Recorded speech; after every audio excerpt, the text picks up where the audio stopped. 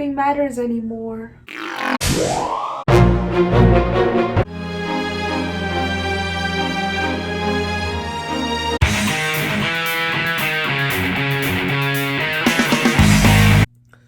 Still don't understand how this tripod works. Is it? Oh my god, my camera's on. Hi. These days I've been eating a lot and then immediately lying down after. I feel like that's not the most healthy thing that you should be doing.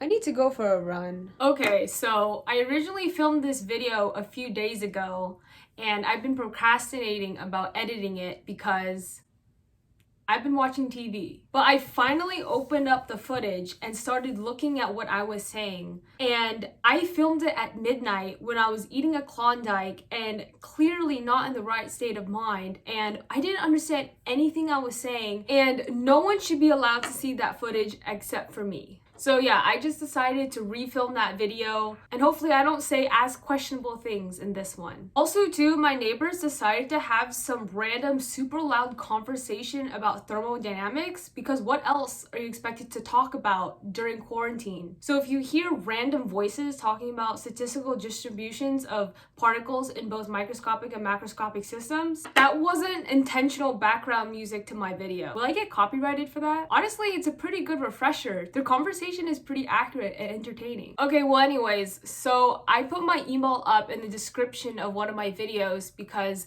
somebody commented that they wanted to email me to ask me questions about Berkeley engineering or just like my experience in general. So I put my email up and that person emailed me with questions. And the craziest thing happened. Other people started emailing me. Oh my god! Like, to me, that just blows my mind.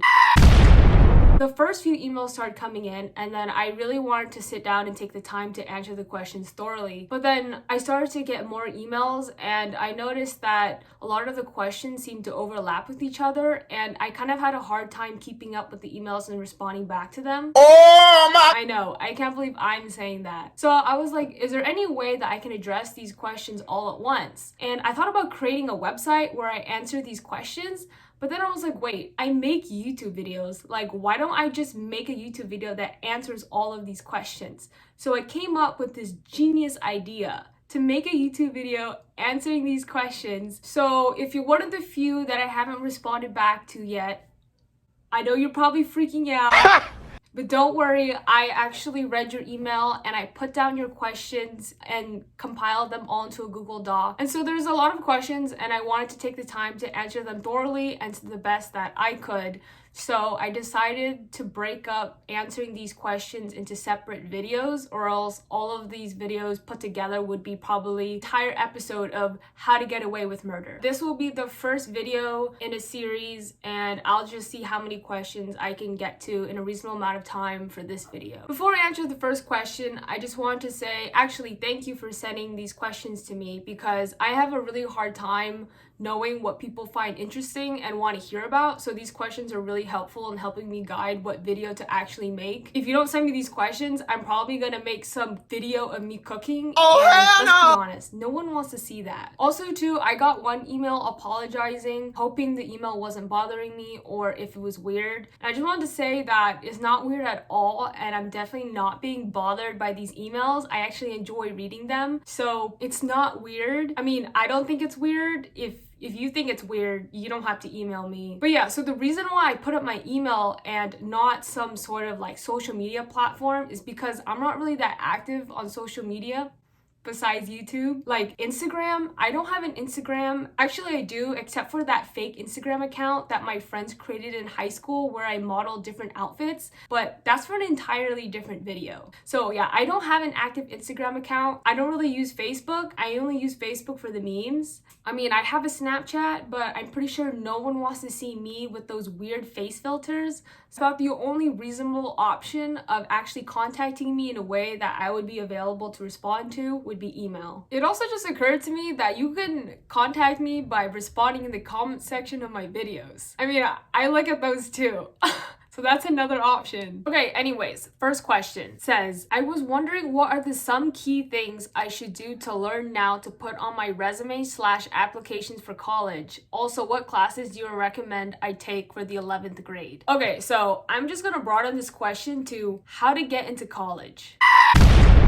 So there's a lot of speculation going on behind the college admission process. I remember that back when I was applying, like even before the college admission scandal even happened, people would always tell me that we don't truly know what's going on behind the scenes. No matter how much research you do, you could do all the right things and still not get in because of factors that you're just not aware of. I mean, it depends on the person who happens to pick up your application and read your essay. It depends if that person reading your application is having a bad day or a good day. It depends on what that person had for lunch. Maybe if they had curry or they drank a glass of milk and they were lactose intolerant, they suddenly had to go to the bathroom at that exact moment that they were reading your extracurriculars. Despite you doing cancer research, building homes in another country, saving lives, giving TED Talks, you could still be rejected. But I just wanted to say that I think we're all panicking and focusing on the wrong thing, which is what activities, what extracurriculars, what can I do to impress the college admission officer?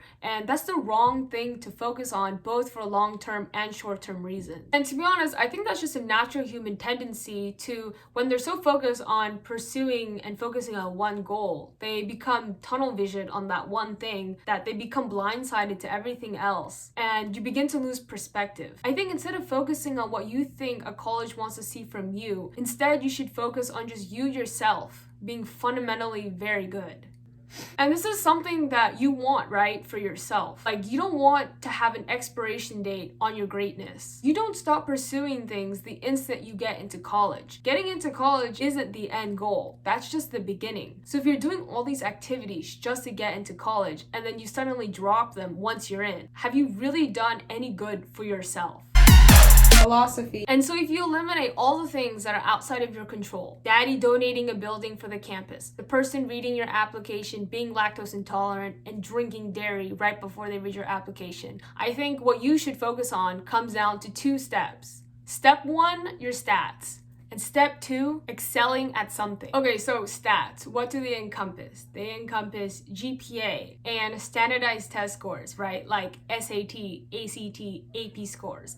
And to be honest with you, I personally think that the most important out of those would probably be the GPA and your class rank, because the GPA and your grades, right, it's the best way to gauge your academic performance and potential over a longer period of time. So if they look at your classes from freshman year all the way up until senior year, that's a really good track record to gauge your potential over 4 years. I mean, if you mess up in one semester, but you perform well in all the other semesters, people mess up. So the average over larger amounts of data is a lot better at gauging someone's potential than, say, one SAT score. And I don't really know what's going on with the SATs right now in the light of the coronavirus. I heard they're being canceled, but with or without the coronavirus, I would not freak out about the SAT. Get a good enough score, move on with your life. You shouldn't spend any more than 1% of your life studying for the SAT. Oh, hell no! Now, AP scores, to be honest with you, they're irrelevant.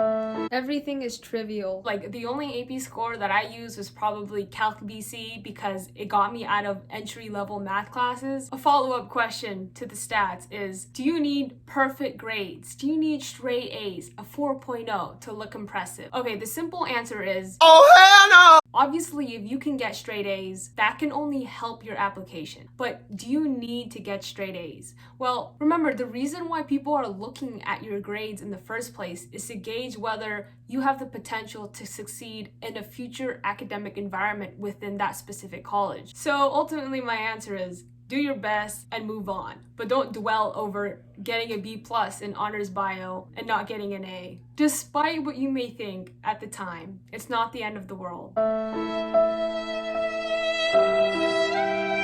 The world is ending. Okay, so stats build the foundation of your application. But now here's the fun part. Step 2, excelling at something. And that something can be anything that you want.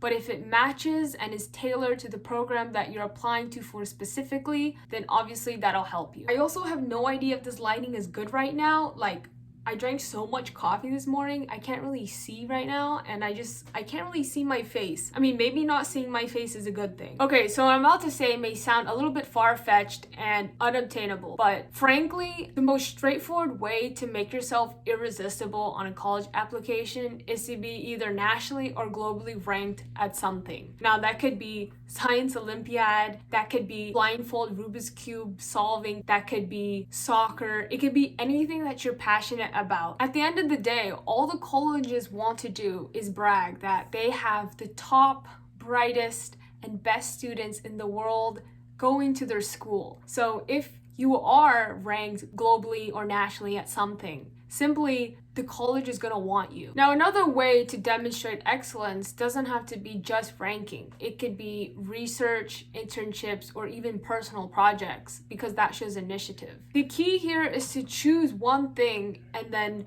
go deep into whatever that thing is. And obviously you could choose more than one thing, but the fact is we only have a certain amount of time in our lives to get really good at something. So usually it's just one thing. But if you're a Renaissance man, go for it. Once you've chosen that one thing, make it uniquely your own. If you're worried that what you're doing and pursuing is really cliche and something that a lot of other people have done, then a way you can get around that is that a lot of people in the world are trying to solve the same problem, whatever that problem may be. But what makes it unique to ourselves is that we're all gonna have different frame of minds and different perspectives and different solutions in the ways that we approach that same problem. And you can exploit that. While someone else applying to a college may have done that same exact activity as you, they probably haven't approached that activity in the same way that you have. And if you take advantage of that and really drive home the way that you solved the problem was different than someone else did, that can really set you apart from others. Like, for example, say you're pursuing some personal project at home because coronavirus has made it impossible to get an in-person internship. You Googled bioengineering top projects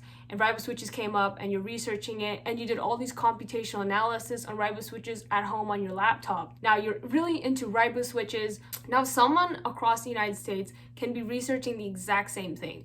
But a way that you can approach it from your perspective is incorporating your background into the problem. Say that there's this disease that you're really passionate about because you have a family member associated to the disease, and maybe you even volunteered at the hospital where you've met patients associated with a certain disease. Now take that biological problem that you're trying to solve and then try to relate it to that disease that hits home and is personal to you. And then maybe finding some symposium to present your work at later. By presenting your work at some symposium, you're getting your work out there and you're practicing presenting your work in a professional setting. And then on your application, you could show how you've incorporated all these different elements to build your own story.